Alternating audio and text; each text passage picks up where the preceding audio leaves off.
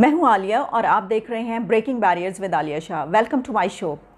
हमने अपने पिछले एक प्रोग्राम में एक इन कैमरा ब्रीफिंग हुई जिसमें आर्मी चीफ ने बहुत से मौजूआत थे और इसके अलावा उनके साथ DGI SI और मुख्तलिफ शुबाही ज़िंदगी से ताल्लुक़ रखने वाले लोग, जिसमें columnist, writers, authors, Likhari, journalist, इसके अलावा डिप्लोमेट्स और ब्यूरोक्रेट्स, रिटायर्ड आर्मी ऑफिसर्स, ये सब लोग शामिल थे। उस मीटिंग का जो ख़ास तौर पर फोकस था वो अफ़गानिस्तान की सूरत हाल के नतीजे में पाकिस्तान की जो सिचुएशन है वो थी, और कौमी सलामती के उमूर, सिक्योरिटी इश्यूज़, लेकिन और बहुत सारे एंगल्स पर जो है वहाँ पर बात की गई। हमने सिर्फ हामिद मीर साहब के एंगल पे बात की थी, एक अपडेट सामने, हमने कहा चलिए जी इसके ऊपर एक बात कर देते हैं। लेकिन उसमें एक और बहुत अहम टॉपिक डिस्कस हुआ और वो था पाकिस्तान का मीडिया, कि जो पाकिस्तान का मीडिया उससे बहुत ज़्यादा शिकायतें, गिले शिकवे रियासत को और हुकूमत को हैं कि पाकिस्तान का मीडिया जो इसका मौक़िफ़ है अपने मुल्क का वो आगे लेकर नहीं जाता, उसको आगे तक नहीं पहुंचाता, और बल्कि इसके बजाय इदारों पे तनकीद की जाती है, उसके बरखिलाफ़ बातें की जाती हैं, और जो इंटरनेशनल मीडिया का एक नैरेटिव होता है वो उसी को जो है वो उसको ले लेते हैं और उसी पे चलते हैं। इस पे इतने बहुत सारे पॉइंट्स हैं मेरे पास कहने के लिए कि मैं देखती हूँ कि कोशिश करती हूँ कि क्या उन सबको कवर किया जा सकता है। पहले हम ज़रा पाकिस्तान के मीडिया की तारीख से लेकर अब तक बात कर लेते हैं, और मेरा सबसे पहले इस मौजू पर का आगाज़ करने से पहले सवाल ये होगा कि ये उन्हीं मीडिया के जर्नलिस्टों से कहा जा रहा है, उन्हीं सहाफ़ियों से ये पूछा जा रहा है या कहा जा रहा है कि जिनको गद्दार करार देकर एक नुकड़े लगाया जा चुका है, एक कोने पर लगे बैठे हैं, वो दीवार से लग चुके हैं और अब बिल्कुल बेकार हो चुके हैं, और अब उन्हीं से कहा जा रहा है कि आपने ये जो है ये आगे क्यों नहीं नैरेटिव लेकर जाते।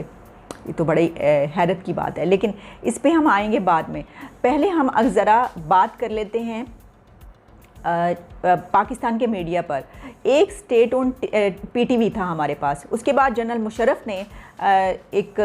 ये देखा कि जब दूसरे जो कंट्रीज़ हैं, ख़ास तौर पर इंडिया में जो है वो बहुत सारे ऐसे चैनल्स खुल चुके थे, तो उनकी एक तकरीब थी जिसमें वो गुफ्तगू कर रहे थे। उसके बाद जब वो ख़त्म हुई तो बहुत सारे जो जर्नलिस्ट थे और सहाफ़ी वो उनके पास आ गए, उन्होंने उनके से ताबड़तोड़ सवालात शुरू कर दिए, बड़े सख्त सवालात उनसे किए गए, कड़े सवालात, और फिर उनको उनके जवाब देने पड़े। तो उसके बाद जब वो सेशन ख़त्म हो गया तो उन्होंने अपने साथ मौजूद लोगों से पूछा कि ये कौन लोग थे जो जिनको इतनी नॉलेज है और इतना सब कुछ ये जानते हैं और मुझसे ऐसे सवाल ये कर रहे थे और इनको ये सब सवालात करने आते हैं। तो उन्हें ये बताया गया कि जनाब ये इंडिया का इंडिपेंडेंट मीडिया, यानी ये कि प्राइवेट चैनल्स के ये सहाफ़ी जर्नलिस्ट हैं और ज़ाहिर है कि ये बहुत कुछ जानते हैं। तो उनका कि हमारा प्राइवेट मीडिया कहाँ है, हमारे लोग ऐसे क्यों नहीं हमने बनाए। उन्होंने कहा जी हमारा तो सिर्फ एक PTV है। तो उसके बाद उन्होंने पाकिस्तान का एक प्राइवेट मीडिया का आगाज़ किया, जो निजी TV चैनल्स हैं वो सामने आते गए, बहुत सारे TV चैनल्स खुल गए, बहुत अच्छी बात। लेकिन एक बात याद रखिएगा कि कभी भी दो ऐसे कंट्रीज़ के मीडिया का कंपैरिजन नहीं हो सकता जहां पर एक मुल्क में हमेशा जमहूरियत कायम रहे और उसी एक ऐसी ज़बरदस्त डेमोक्रेटिक वहाँ पर सिस्टम हो, एक ऐसी जमहूरियत हो जिसकी बेस पर उनकी इकॉनमी और सब कुछ खड़ा हो, और ऐसी जमहूरियत जिसकी तारीफ़ की जाती हो दुनिया में भी। और दूसरा कंट्री एक ऐसा हो कि जहाँ पर जमहूरियत की वो बुरी हालत हो कि आगाज़ से लेकर अब तक तमाम अदवार जो हैं वो सिविलियन हुकूमतों से ज़्यादा फ़ौजी डिक्टेटरशिप्स रही हो, और सहाफ़ियों को इन अदवार में, जनरल ज़ियाउल हक डिक्टेटर के दौर में सहाफ़ियों को जिस तरीके से कोड़े मारे गए, उनको जिस तरीके से जेलों में डाला गया और जो कुछ उनके साथ सलूक किया गया। भाई बड़े बड़े सहाफ़ियों के आप नाम ले लें, अहमद फराज, फैज़ अहमद फैज़, और इसके अलावा हबीब जालिब, इन सहाफ़ियों पर भी जो डिक्टेटर्स की हुकूमतें थीं उनमें उनके साथ क्या सलूक किया गया, ज़ुबाबंदी। तो ज़ुबाबंदी जो है वो तो पाकिस्तान के मीडिया में शुरू से लेकर अब तक चली आ रही है,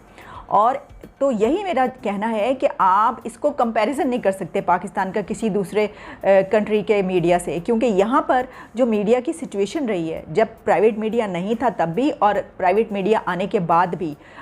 जिस तरीके से जर्नलिस्टों को प्रेशराइज़ करके दबाया जाता रहा है, उनको जेलों में डाला जाता रहा है, उनको सरेआम सड़कों पर कोड़े लगाए जाते रहे हैं। भुट्टो के जब वो फांसी के दौर में जिस तरीके से सहाफ़ियों के साथ जो कुछ किया गया, और फिर वो कि वो मुल्क छोड़ छोड़ के जाते रहे, बड़े बड़े लोग जो हैं वो ऐसे हम देखते रहे कि इस तरीके से जो है उनके साथ ये सलूक किया जाता रहा। तो ऐसे दौर, इस ऐसे मुल्क में आप सहाफ़ियों से ये तवक्को नहीं कर सकते कि वो,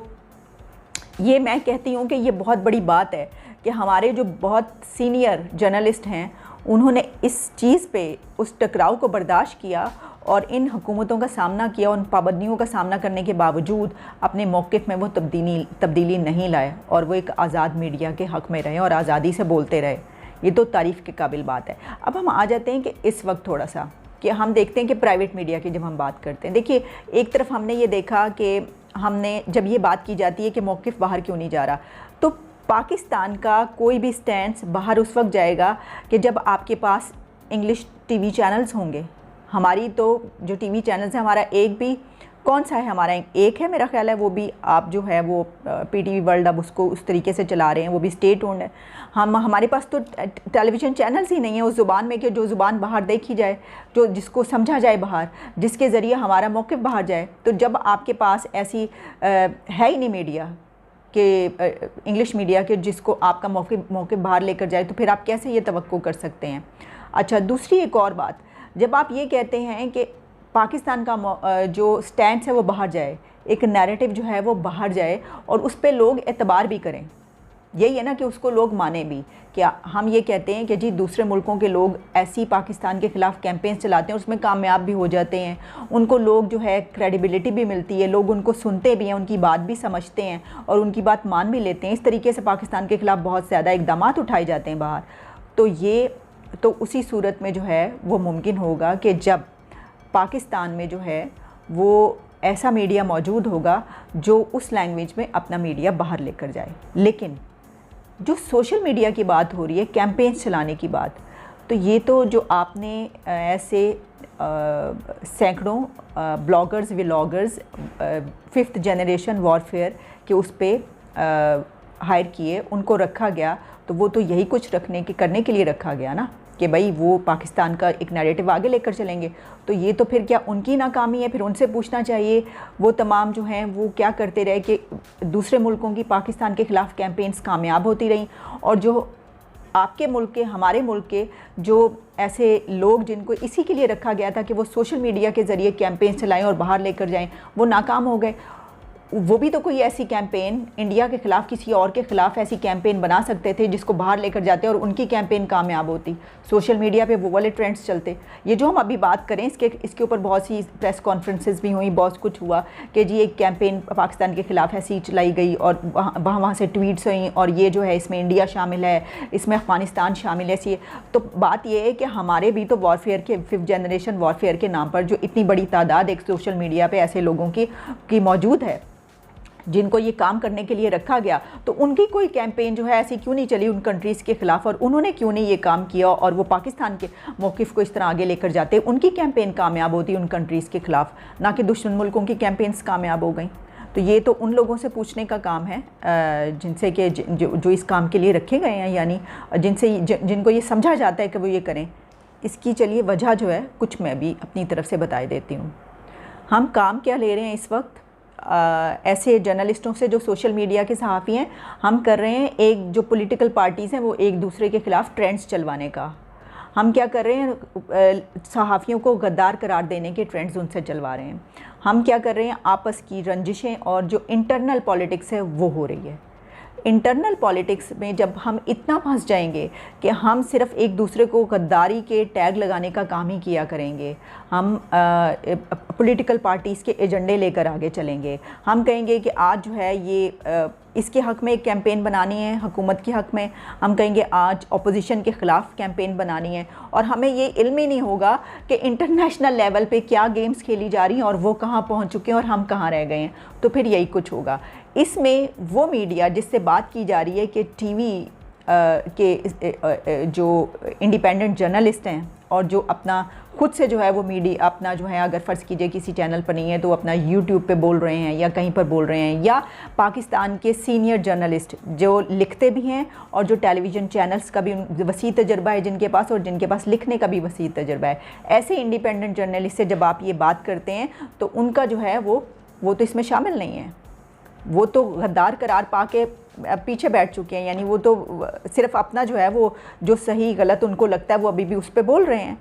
तो उनके तो ज़िम्मे ये काम नहीं अब रह गया, ये तो जिनके ज़िम्मे लगाया गया उनको वो चलाना चाहिए था। और वो कौन से ट्रेंड्स चलाते रहे, वो उस वक्त वो ट्रेंड्स चलाते रहे कि तालिबान जो है हमारे गार्डियंस हैं। एक और बात भी मैं यहाँ पे कहना चाहती हूँ, थोड़ी सी जो है ना, ये मेरा ख्याल है कि बहुत सारे लोग इस पे कंफ्यूज हैं। ये पाकिस्तान के जर्नलिस्ट इस सिचुएशन के ज़िम्मेदार नहीं हैं।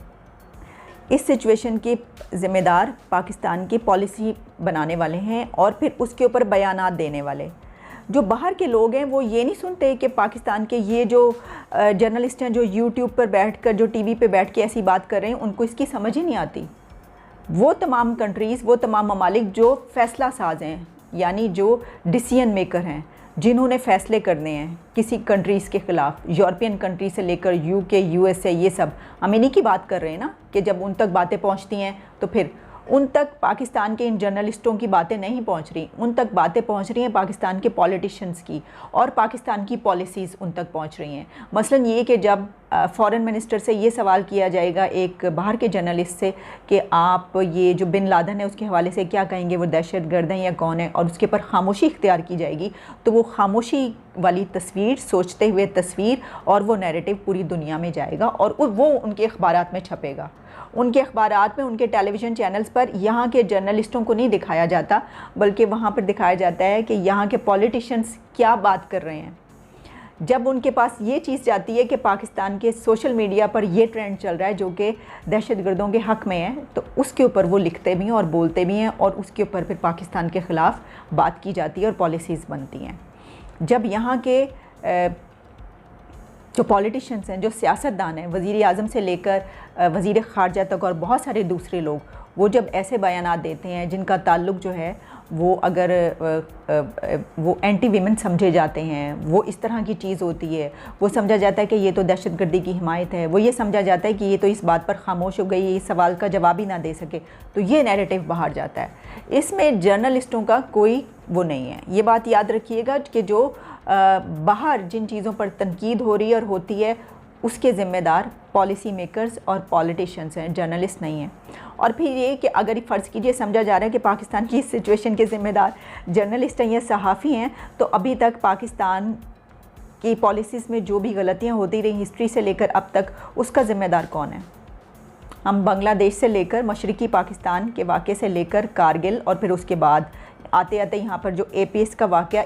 ये सब कुछ जर्नलिस्टों की वजह से हुआ है। जर्नलिस्ट ये सब कुछ, जो सहाफ़ी जो हैं, उनकी गलतियों की वजह से हुआ है कि या तो वो पाकिस्तान के ख़िलाफ़ बोलते हैं या वो रियासत के ख़िलाफ़ बोलते रहे, इस वजह से ये सब कुछ हुआ। नहीं, ये सब उन पॉलिसीज़ की वजह से हुआ है जो बनाई गई, और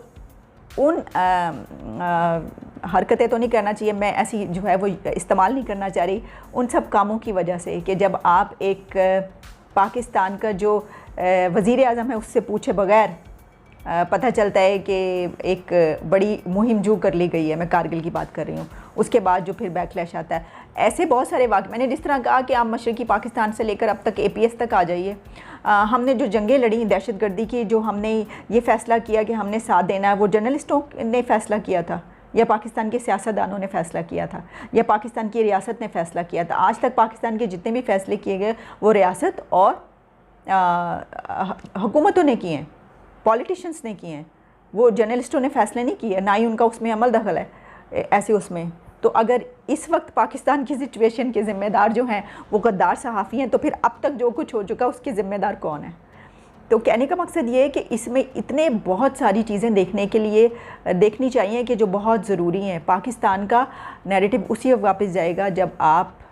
अपने सहाफ़ियों को इज़्ज़त देंगे, आप गद्दारी के टैग लगाना छोड़ेंगे, आप इंटरनल पॉलिटिक्स में नहीं जुते रहेंगे हर वक्त, आके पता ही ना हो। आप मुझे बताइए पाकिस्तान में कितने चैनल्स हैं इस वक्त जो इंटरनेशनल पॉलिटिक्स पे बात कर रहे हैं, जो अफ़गानिस्तान की सिचुएशन पे बात कर रहे हैं? पाकिस्तान के आम लोगों को तो पता ही नहीं, उसकी जो है वो तो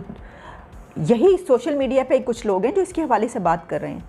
पाकिस्तान के अंदर मीडिया तो इसके ऊपर कोई काम नहीं कर रहा, कितने हैं, और समझ बूझ ही नहीं है। और फिर ये कि जब 5th जनरेशन वॉरफेयर के नाम पर सिर्फ पॉलिटिकल एजेंडे जो हैं उसी के ऊपर चला जाएगा या सहाफ़ियों को गद्दार कहने का काम ही किया जाएगा, तो फिर इंटरनेशनल पॉलिटिक्स बहुत दूर रह जाएगी, उसकी समझ बूझ ही नहीं है यहाँ पर। तो उसके ऊपर काम करने के लिए पूरी एक क्या कहना चाहिए, मीडिया साजी की ज़रूरत है, ऐसी वर्कशॉप्स की, ट्रेनिंग्स की। आप देखिए, आप सिर्फ अगर अपने सोशल मीडिया को कंपैरिजन कर लीजिए,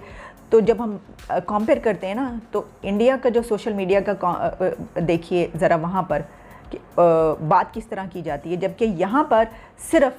सिर्फ इतना आता है लोगों को कि वो किसी के ख़िलाफ़ आकर नीचे गालियाँ लिख दें, बुरा भला कह दें और चले जाएं, दैट्स इट। ये काम होता है और कोई काम नहीं है। तो इस सब को पे जो है वो देखने की ज़रूरत है। मैंने सोचा कि इसके ऊपर ज़रा बात कर ली जाए, क्योंकि ज़ाहिर है कि कोई भी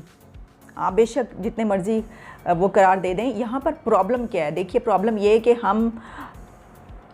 अगर अपने प्रोग्राम में किसी ऐसे हम मेहमान को बुला लें कि जिसका जो बयानिया है वो पाकिस्तान से मैच नहीं करता, तो उसके ऊपर एक हंगामा होता है और ये बात की जाती है कि इसको तो हम बुला ही नहीं सकते अपने प्रोग्राम से। बहुत दफ़ा मुझे जो है वो ऐसी रिक्वेस्ट आ रही होती हैं, आप इनको बुलाएं। तो मैं आपको बताना चाहती हूँ कि आम जो यहाँ पर जर्नलिस्ट हैं, बहुत ज़्यादा उनके ऊपर पाबंदियाँ हैं, वो सब लोगों को नहीं बुला पाते। हालाँकि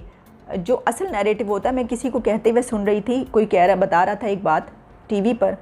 कि जब इराक़ की जंग का फ़ैसला किया गया तो अमेरिका ने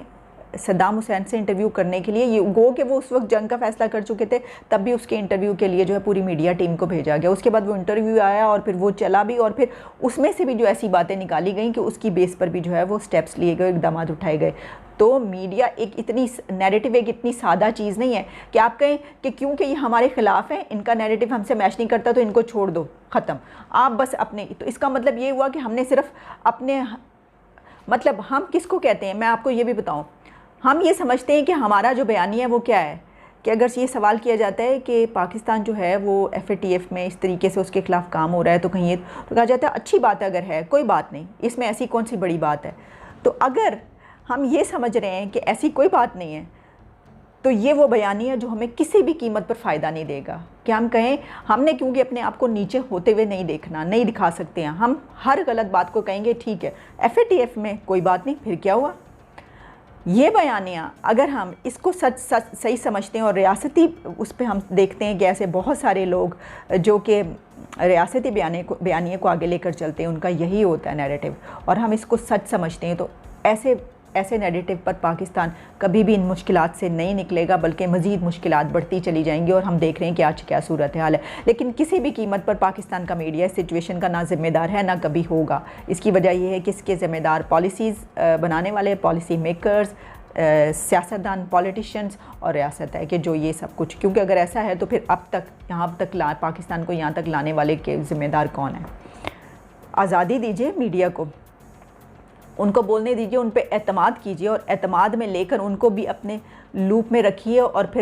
फिर आप देखिए कि वो मीडिया आगे कैसे चलता है। जब तक ये नहीं होगा, जब तक आप गद्दार करार देते रहेंगे अपने जर्नलिस्टों को, तब तक कभी भी पाकिस्तान का नैरेटिव दुनिया में नहीं सुना जा सकता। चलें, अभी तक के लिए इतना, मेरा ख्याल है बहुत ज़्यादा बातें हो गई। इजाज़त दीजिए, दोबारा मुलाकात होगी। Take care, bye bye.